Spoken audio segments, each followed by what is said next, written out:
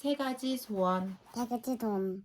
한적하고 조용한 마을에 나무꾼 부부가 살고 있었어요. 남편은 건강하고 부지런했고 아내는 아름답고 마음씨가 고왔어요. 두 사람은 아주 조그만 집에 살았지만 마음만은 그 누구보다도 부자였어요. 어느 날 저녁 무렵 부부는 창가에 앉아 밖을 내다보고 있었어요. 그때 마침 백작 부부를 태운 마차가 집 앞을 지나갔어요. 정말 멋지네요. 저렇게 아름다운 옷을 입고 근사한 마차를 타면 얼마나 좋을까요? 아내가 부러운 듯이 말했어요. 으리으리한 집에서 많은 하인을 거느리고 살면 기분이 좋겠죠. 남편도 거들면서 말했어요. 우아한 드레스를 입고 귀족들을 불러서 파티를 열면 얼마나 신이 날까요? 반짝이는 등불 아래서 멋진 식사를 하고 음악에 맞춰 춤을 추는 것도 멋있을 거예요. 두 사람이 이야기를 주고받는 사이에 백작 부부가 탄 마차는 보이지 않게 되었어요.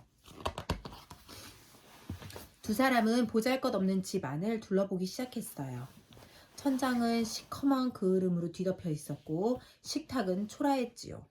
남편이 우울한 얼굴로 말했어요. 우리는 절대로 귀족같이 멋진 생활을 할 수 없겠지? 그런 건 꿈도 꿀 수 없는 일이겠지요. 아내가 나지막하게 한숨을 쉬며 말했어요. 소원을 들어주는 천사가 있으면 좋겠구려. 그때였어요. 두 사람 앞에 하얀 옷을 입은 귀여운 천사가 나타났어요. 누구세요? 깜짝 놀란 두 사람이 말했어요. 저는 두 분의 소원을 이루어 드리려고 온 천사랍니다. 정말로 소원을 들어주실 건가요? 두 사람은 눈이 휘둥그레졌어요. 네, 하지만 제가 들어드릴 수 있는 소원은 딱 3가지뿐이랍니다. 좀만 뒤로 가. 부부는 말없이 한참 동안 멍하니 서 있었어요. 우리가 꿈을 꾸고 있는 건 아니겠지? 여보, 우리가 소원을 들어주는 천사를 만난 거예요. 그래, 드디어 우리가 원하는 걸 얻을 수 있게 되었어. 입가에 흐뭇한 미소를 띠며 다정한 부부를 바라보던 천사는 나타날 때처럼 소리 없이 사라졌어요. 첫 번째 소원은 오래 사는 걸로 하는 게 어때? 남편이 먼저 소원을 말했어요. 하지만 힘든 일만 하면서 오래 살면 뭐해요? 아무래도 큰 부자가 되는 게 좋을 거예요. 돈이 많아도 병이 들면 아무 소용없다고. 뭐니 해도 건강이 제일이지. 난 귀족이 되고 싶어요. 그래서 멋진 파티도 열고 맛있는 음식도 먹으며 살고 싶다고요. 그것도 좋은 생각이군. 아참, 예쁜 아기를 달라고 해야겠어요. 그래, 그것도 좋은 생각이야. 두 사람은 흥분된 얼굴로 계속해서 이야기를 했어요. 부자가 되고 귀족이 되고 건강하게 사는 건 어때요? 하지만 너무 일찍 죽게 되면 그게 다 무슨 소용이겠소. 그럼 부자가 되고 건강하고 오래 사는 건 어떨까요?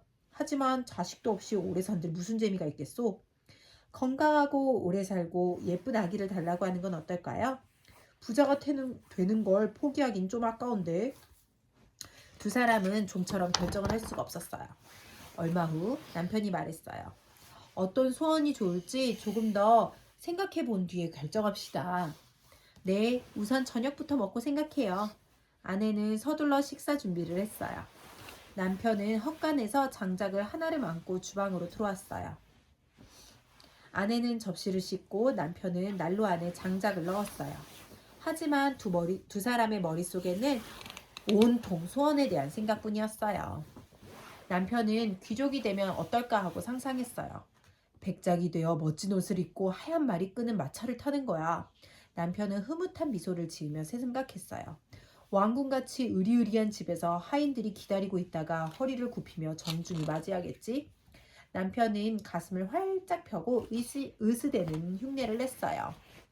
아내는 귀족들과 파티를 즐기는 일을 상상했어요. 레이스 달린 드레스에 진주 목걸이를 하면 정말 멋있을 거야.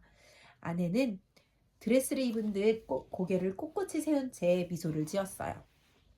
하얀 망사 장갑을 낀 내 손에 다른 귀족들이 키스를 할 거야. 아내는 한 손을 내민 채 눈을 지그시 감았어요. 두 사람은 서로 다른 상상에 빠져 시간 가는 줄 몰랐대요. 탁탁탁탁탁탁탁. 난로 안에서 장작이 타오르자 두 사람이 깜짝 놀라 상상에서 깼어요. 난로에 불꽃이 좋구려. 이 불에 커다란 소시지를 구워 먹을 수 있다면 얼마나 좋을까요? 하고 말하자 그때 커다란 소시지가 프라이팬에 놓여 있었어요. 아, 이따위 소시지 때문에 손 하나를 썩어버리다니. 아내는 당황해서 소리를 쳤어요. 남편은 너무 화가 나 소리쳤어요. 어처구니가 없군. 그 소시지가 당신 코에나 붙어버렸으면 좋겠어. 으아! 갑자기 아내가 비명을 질렀어요. 남편의 말이 끝나자마자 커다란 소시지가 아내의 코끝에 떡 붙어버린 거예요. 깜짝 놀란 남편이 있는 힘껏 소시지를 당겼지만 아무 소용이 없었어요. 어떡해요. 이 일을 어쩜 좋아요. 이렇게 하고 어떻게 살아요. 남편은 아내의 코에 달라붙은 소세지를 당기며 말했어요. 여보 정말 미안해요. 이렇게 될 줄은 몰랐소. 이런 얼굴로 평생 살아야 한다면 부자가 되고 귀족이 된들 무슨 소용이 있겠어요. 여보 걱정하지 말아요. 아직 한 가지 소원이 남아있지 않소. 당신 코에서 소시지를 떼어내는데 마지막 소원을 씁시다. 마침내 아내의 코에서 소시지가 떨어졌어요.